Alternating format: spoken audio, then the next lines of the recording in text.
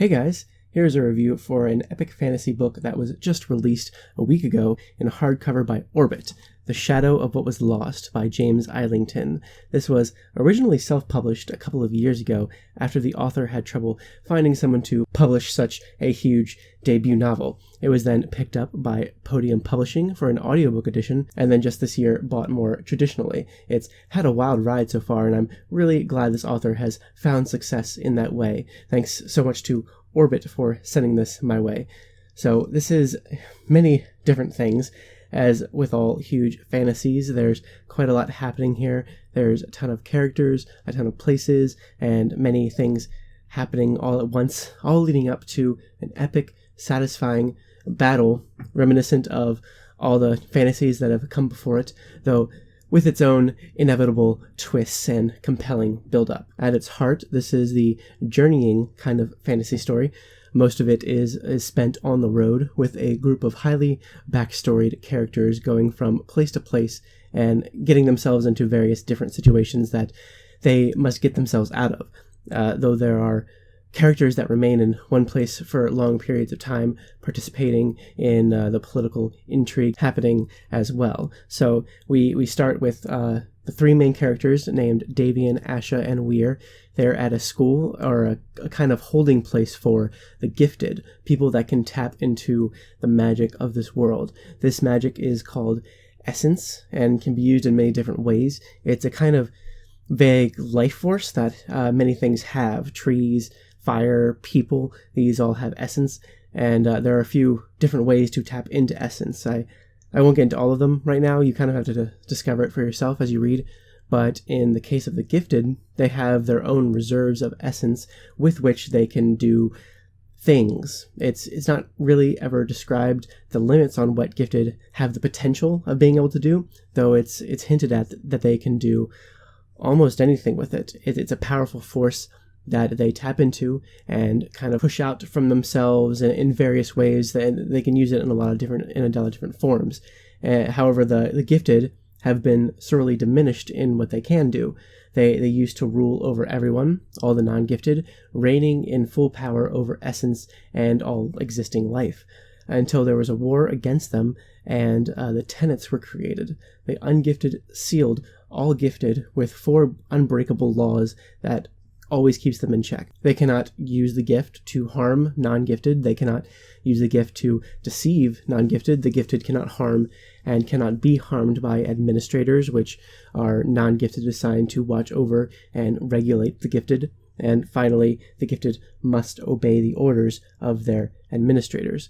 When someone begins to show some gifted ability, the act of tapping into a reserve of essence, the tenets immediately take effect, and that person is marked on the arm with a symbol that indicates such. All of the people at the school have been marked and must now complete the tests in order to remain amongst the gifted. Davian, Weir, and Asha all have their mark, but have varying levels of ability. Mostly Davian. Davian has known only the school for most of his life. He knows more than most that are there and has more experience with the teachings than most. He cannot remember anything before he came here, but he cannot, for the life of him, tap into essence, and the tests are just around the corner. If he fails them, as with anyone that fails them, he'll be turned into a shadow, all essence drained from him, and all possible abilities gone with it. He has this different skill, though, one that's believed to be extinct and is actually even more feared than the gifted, with which he can use to tell if people are lying. This is a talent that only augurs, a group that shouldn't exist anymore, are capable of, along with many others that all have to do with being able to read people, tap into their thoughts and feelings and memories, see visions of the future, plus alter time and certain aspects of reality. One night, right before the tests are about to happen, one of the elders approaches him and helps him to lead the school with something called a vessel, which Davian must deliver somewhere north. Weir, Davian's best friend, insists that he goes with him, and Weir has his own secret past that, since he arrived at the school a couple years earlier, he's refused to speak about and answer questions on. After hitting the road, an unexpected tragedy befalls the school, and Asha, their friend, is thrown into a role she hadn't ever expected to find herself in. She is taken to a new place and becomes privy to a whole lot of political intrigue amongst the people who originally created the tenets, plus a league of previously gifted people that have been turned into shadows, and people with augur abilities similar to Davian's.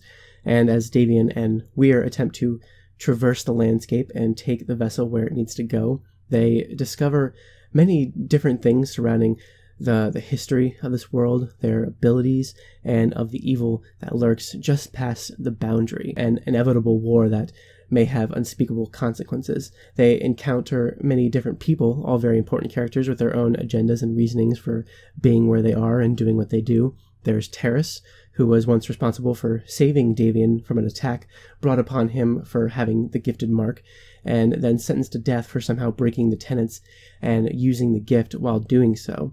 There's Caden, who's woken up in the forest with absolutely no memory of who he is, how he got there, and what he's supposed to be doing with himself, though supposedly he is a wanted criminal and is treated as such wherever he goes, though they all suspect there's much more to who he is than all that. And there are many, many more characters, which is easily this book's strongest suit. James Islington has done a really fantastic job at creating fully dynamic, real characters, all with their own undeniable lives. Sometimes a cast this size feels as if it's just there to serve the plot, while each and every one of these characters truly feels genuine.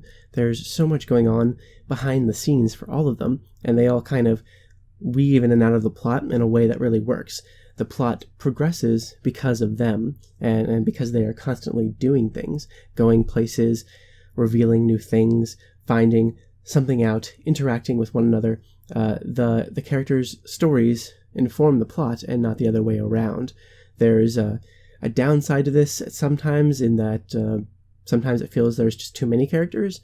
It's honestly difficult sometimes to keep track of all of them, who they are, specifically the more minor characters, in that sometimes it's hard to remember which storyline they're a part of, because sometimes they're going in and out of a few different ones, or their names are brought up in one and then called up later somewhere different. So in that way, it can feel a bit like a mess at times, though it's clear always that the author at least knows his characters very well, and that what they're doing and where they are, even if we get them mixed up sometimes, or at least I did at times. So this is one of the reasons I think this book could be a great candidate for rereading. And another reason is that its plot is extremely dense, though the actual writing is not, and I'll get back to that in a minute, in that there are so many things happening, and the progression is literally nonstop. There are no lingering moments other than scenes of dialogue, which I will also touch on more in a second. Hardly a lingering moment in the story, as the characters are constantly doing, constantly moving, and constantly progressing everything forward. This is a story that plays with linear time in an interesting way, and though there are only two main plot lines, the one following Davian and Weir, and the one following Asha, there's this sense that so much more is happening in the background, things that the author is weaving in and out of characters' experiences, things that they have no control over, which is sort of tied into the religion of this world. There's this old religion that some people still follow, that follows a god called El, in which they believe all of everything is predetermined, which is something that the augurs tap into when they get visions of the future. There's some interesting conversations surrounding this. My main point being is that though this book is big, it's almost 700 pages long, there is no extra fluff there story-wise, and all of the events that take place are important to a full understanding of where it all eventually leads into in the end. The writing itself is rather straightforward. The author has specifically expressed a preference for that kind of writing where description is minimal so that the story and characters come through more fully.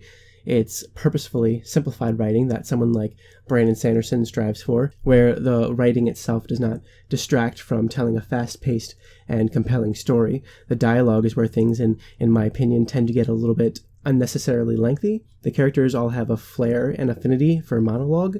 They'll sit there and, for multiple paragraphs, just kind of explain something to another character in order to reveal information both the reader and the people they're talking to need to in order to understand things. This is how things are revealed, secrets discovered, twists delivered, and plots and conflicts resolved. Sometimes this can be a bit much, though the more and more I got used to it, the less and less it bothered me. So overall, I enjoyed this quite a bit. This is the author's debut novel, the first book he ever wrote, and color me impressed. There's clearly a large plan in the works here with two more presumably equally sized books plan to complete it and bring it all together. I can tell easily that he's put a lot into this that is just impossible to pick up on until either later on in this book or later on in the trilogy. This is another reason it'll be good for a reread. I went back and reread the prologue and some of the first chapter after finishing, and so much of it had just me making realizations that I couldn't have made without reading all that came afterwards. Super cool, and obviously a lot of work has gone into creating a truly developed world, history, religion, magic system, cast of characters, and series of events. I'm excited to see where it goes. I mean, it's for sure got its issues, but I can see this getting better in the next 2 books.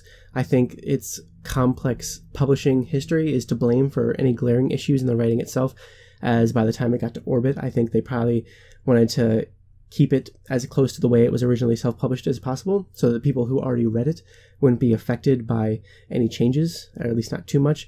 So I think it could have used a bit more editing, particularly in the dialogue and in certain things that just seem to go on for too long. And that'll hopefully be better in the next books as they'll get to go through that editing process. I think that this author is definitely one to look out for in the coming years. I can see him having a great career in this genre and developing in his storytelling. I'm really looking forward to seeing where the series goes, and I can easily see myself rereading this first one before the second one is released, which I believe will happen sometime next year. I highly recommend that you give it a shot if you enjoy the intrigue, large cast, and world building of Game of Thrones or Wheel of Time, and the writing style, magic, and general heavy influence of Brandon Sanderson. It's a new epic fantasy series worth the time it'll take you to try it out for yourself. So if you're interested in it, I would love to hear if you've picked it up at any time, whether that was when it was self-published or when the audiobook came out, or now when this new book has come out, the new hardcover version has come out. I'd love to hear about that as well. I'd love to hear your thoughts on it if you're excited for the second one and if you're going to be continuing. Yeah, just let me know what your impressions of it are so far. So thank you guys so much for watching. I really appreciate it, and I will see you later with more.